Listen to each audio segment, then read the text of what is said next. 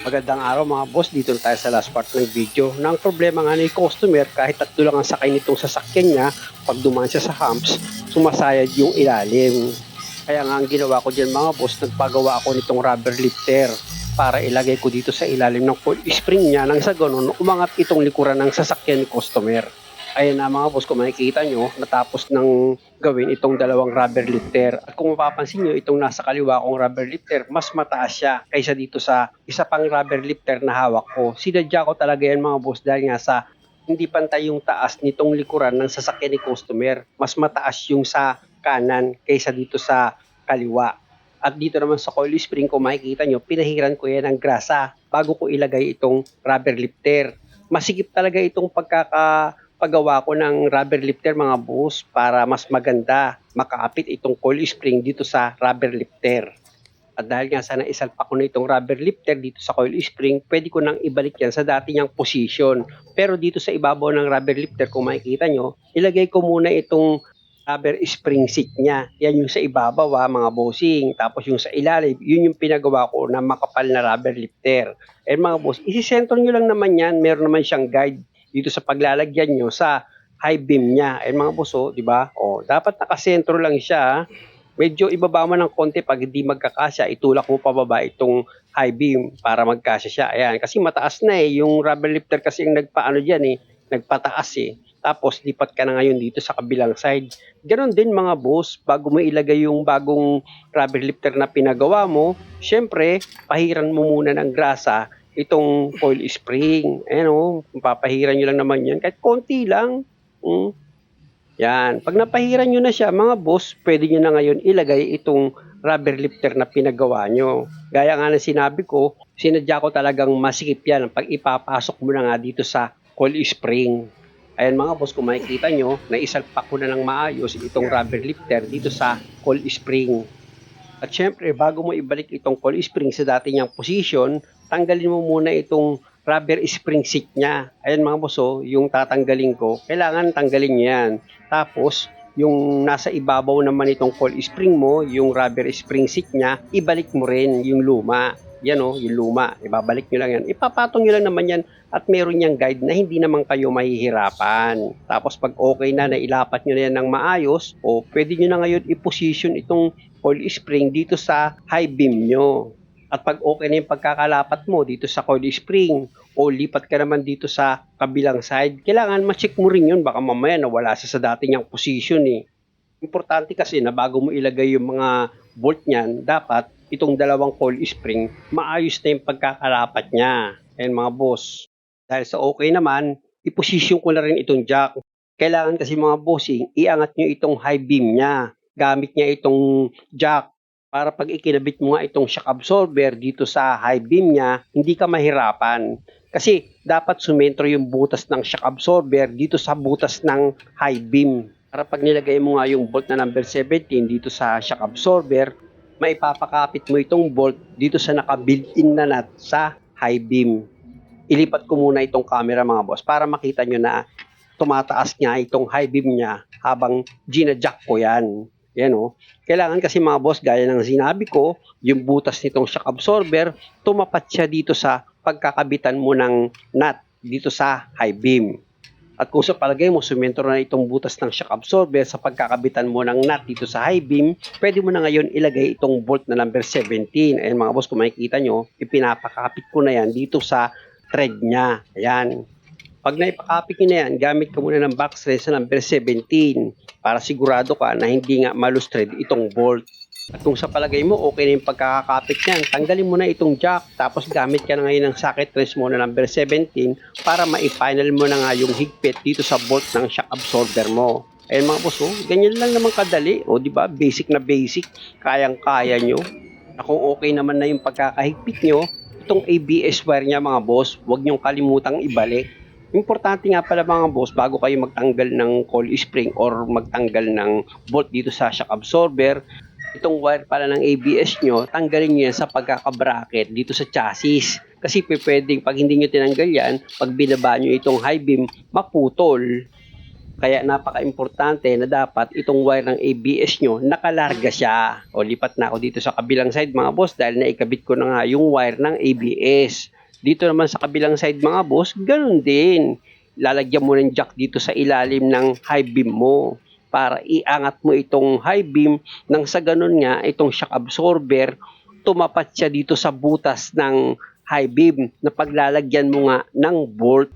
Alam nyo mga boss, kung kayo ang magdi-DIY ng sasakyan nyo at ganitong klase, nakita nyo di ba? Basic na basic ko lang naman yung ginagawa. Gaya nito, subentro na itong butas ng shock absorber dito sa butas ng I-beam nyo. Kaya pwede nyo na ngayon ilagay itong bolt niya na number 17. Pag medyo matigas, pwede nyo naman paluin yan mga boss. Ayan, kita nyo, pinalo ko ng ball hammer. Pero pag alam nyo hindi talaga papasok, huwag nyo ituloy. Ako kasi alam ko papasok eh. At dahil sa pumasok na itong bolt, kung makikita nyo, pinapakapit ko na yan dito sa thread niya. After nyan, gamit ka na ngayon ng box wrench mo na number 17. Siguraduhin mo talaga na kumapit na maigi itong bolt dito sa thread niya. At kung sa palagay mo, okay naman. O pwede mo na ngayon tanggalin itong jack sa ilalim ng high beam mo. Tapos gamit ka na ngayon ng socket wrench mo na number 17 para maipanel mo na nga itong bolt na number 17 dito sa shock absorber. O di ba? Basic naman talaga. Totoong-totoo yung sinabi ko at kayang-kaya nyong gawin. At dahil nga sa okay na ako dyan, dito ka naman ngayon ulit sa wire ng ABS mo. I-bracket mo na yan dito sa chassis niya. Meron din diyang bolt na number 10. Ipakapit mo muna yan sa thread niya na pag okay na, gamit ka na ngayon ng socket wrench mo na number 10 para ma-final mo na nga yung higpit. O di ba? Ganun lang.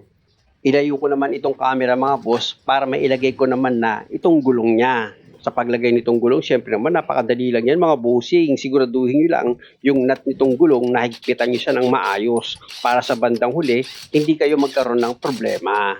Ganyan lang naman ang paggawa ng sasakyan. Lagi nyo sasamahan ng pag-iingat. At pag okay na, o lipat ka naman dito sa kabilang side, syempre ganun din. Ilalagay mo na rin itong gulong niya.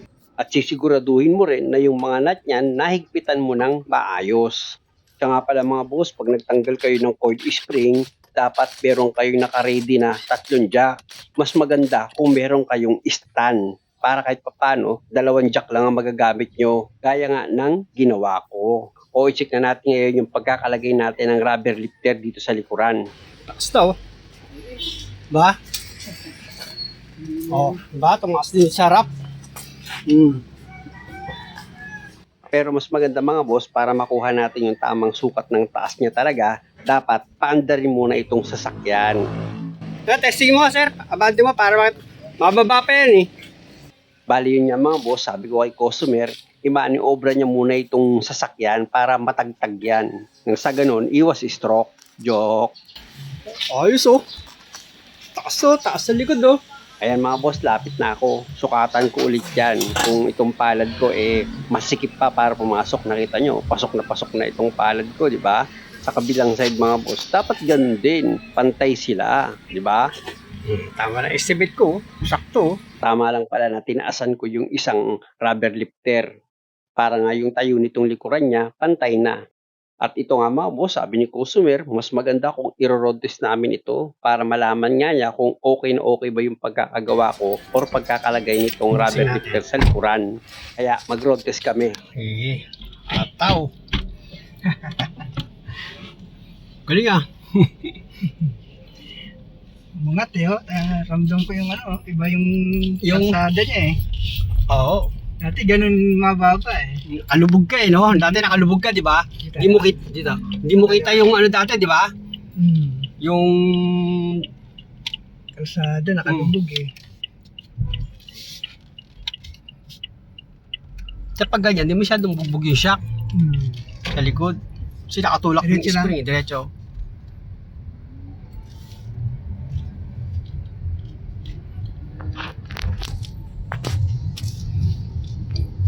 Ayos oh. Ano? Parang SUV ah. Yung lubak mo sir, mo sa lubak. Ay, may lubak dyan, dadaanan tayo eh. Ay. Sige, bigay mo siya dyan sa lubak, huwag mo na minuran yan.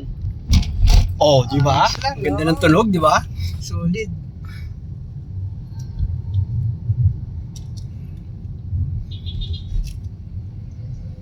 Kahit karga mo lang ngayon yung likod mo ng 4, pwede na.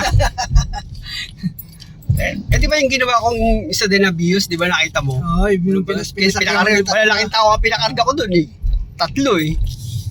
Tapos 4 humps namin dinaan sa mga humps. Ayos. Oo, di ba? Yung tulog niya, okay na okay. Pagdating sa dulo, U-turn na tayo, balik na tayo. Okay na. Dito? Oo. U-turn ka dyan, dun sa loob, pasok ka. Pasok? Pero huwag ka sa loob, dyan lang sa kanila. Para di ka para makakakuha ka. Dyan mo kunin, tapos pa-U-turn ka. Yan. Makaka-U-turn ka dyan. Yan. O, diba? U-turn. Dito ka nga madalas mag-ano, Oo. nakita ko yung mga vlog mo rito. O, diba? Ito ang road kasi yan. Punta nyo. Yun na, solid, oh. O, diba? Yun, medyo malaki yun. Malalim yun, masyado. Sando ano yun.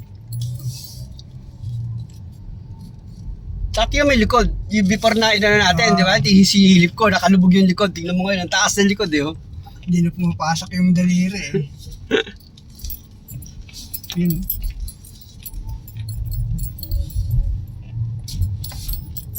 Saka parang may laban na siya sa, sa lubak, no? Oo. Tsaka pa si Manibela, medyo gumaan siya pag pinipihit mo. Kasi bagsak yung likodan mo, pati yung harap nahihila niya pababa eh.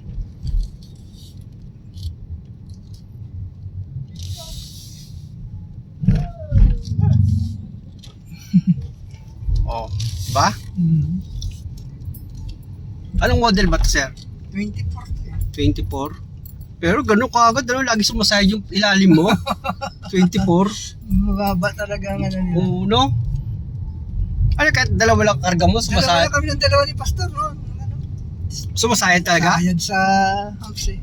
Ngayon, kahit dam sa rubs yan, di sa side na yan. Takapansin ko lang talaga, hindi pantay yung ano no? Buti lang, nag-adjust, tinaasan ko ng kaunti yung isang, kasi nga pagsak sa kabila di ko may pasok yung kamay ko yung before tapos sa kabila maluwag naisip ko pa pag tinaas natin baka maya hindi balance di tama pala yung ginawa ko. Pasok tayo. Mapasok. At dahil sa okay na ito kay customer mga boss, muli maraming salamat sa panonood. Sana nakakuha kayo ng idea at kung maaari, huwag nyo naman sanang kalimutang mag-subscribe sa channel ko. Maraming salamat. O i-check ko ulit ito mga bossing. Tignan natin kung pantay na yung taas nitong sa likuran niya. Salamat sa Diyos.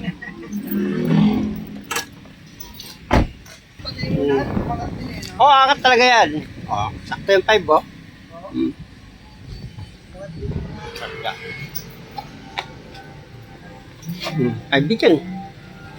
Kita nyo naman mga boss, pantay na yung taas ng likuran ng sasakyan ni customer. Padala niya yung unahan, eh. Ano? Padala niya yung unahan. Unahan niya rin. Oo, may hila nga yan. Sabi ko kasi, pag tinas natin yung likuran, pati yung harapan, matatangay niya. Ulitin ko lang mga boss, maraming salamat ulit sa panonood. Okay na, sir. Harap.